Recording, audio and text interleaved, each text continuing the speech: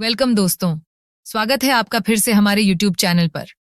अगर आप यहाँ नए हैं तो मैं आप लोगों को बता दूं, यह हमारी भूतिया गुफा का पार्ट 3 है।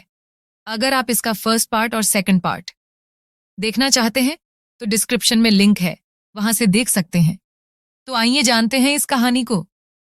राहुल, समीर और नेहा को यकीन था कि उन्होंने गुफा की आत्मा को मुक्त कर दिया, लेकिन गुफा की दीवारों पर उनकी परछाइयां देखकर उनके रोंगटे खड़े हो गए।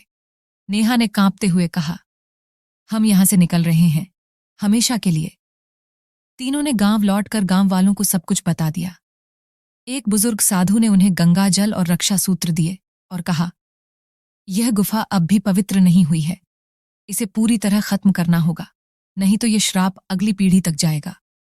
गांव वालों और तीनों दोस्तों ने तय किया कि गुफा को हमेशा के लिए बंद कर देंगे। अगले दिन सभी लोग लकड़ियों, आग और औजारों के साथ गुफा के पास पहुंचे। जैसे ही उन्होंने आग लगाने की कोशिश की, गुफा के अंदर से खौफनाक चीखें गूंज उठीं। तुम लोग मुझसे बच नहीं सकते, अब मैं हमेशा तुम्हारे साथ रहूंगी। अचानक आग बुझ गई और गुफा के दरवाजे फिर से अपने आप बंद हो गए। राहुल ने हिम्मत जुटाकर गुफा के सामने मंत्र पढ़ना शुरू किया। नेहा ने गंगाजल फेंकना शुरू किया। समीर ने गुफा की दीवारों पर रक्षा सूत्र बांध दिए।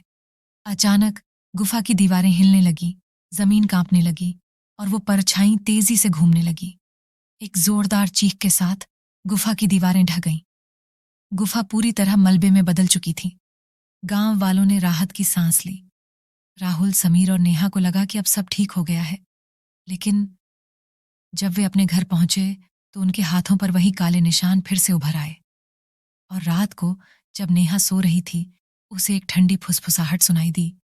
तुमने सोचा कि मुझसे बच जाओगे? नेहा ने घबराकर आईना देखा और आईने में वही परछाई थी जो अब उसकी हंसी में हंस रही थी। क्या गुफा का श्राप खत्म हुआ, या फिर अब आत्मा ने उन्हें हमेशा के लिए अपना शिकार बना लिया? अगर आपको कभी कोई भूतिया गुफा मिले तो क्या आप अंदर जाने की हिम्मत करेंगे? गुफा के ढहने के बाद राहुल, समीर और नेहा को लगा कि अब सब कुछ खत्म हो गया है, लेकिन जब नेहा ने आईने में वो परछाई देखी तो उसके रोंगटे खड़े हो गए। उसने तुरंत राहुल और समीर को फोन किया। नेहा, घबराते हुए, वो वापस आ गई है, हम बचे नहीं हैं। राहुल और समीर तुरंत नेहा के घर पहुंचे। जब वे अंदर आए तो कमरे में एक अजीब सी ठंडक थी। हर कोने में अंधेरा घना लग रहा था। तभी अचानक दरवाजा अपने आप बंद हो गया और खिड़कियों के शीशे पर वही खौफनाक शब्द उभर आए, तुम मुझसे भाग नहीं सकते। नेहा जोर से चीख पड़ी। तभी एक अजीब बात हुई। आईने में केवल राहुल और समीर की परछाई दिख रही थी, लेकिन नेहा की नहीं। राहुल ने कांपते हुए पूछा, नेहा, तुम्हारी परछाई कहाँ है? नेहा ने जैसे ही आईने में देखा, वो स्तब्ध रह गई। आईने में उसकी जगह वही भूतिया लड़की खड़ी थी। नेहा कांपते हुए बोली, नहीं, ये नहीं हो सकता। आत्मा ने धीरे धीरे अपना असली रूप दिखाया। नेहा अब खुद आत्मा बन चुकी थी।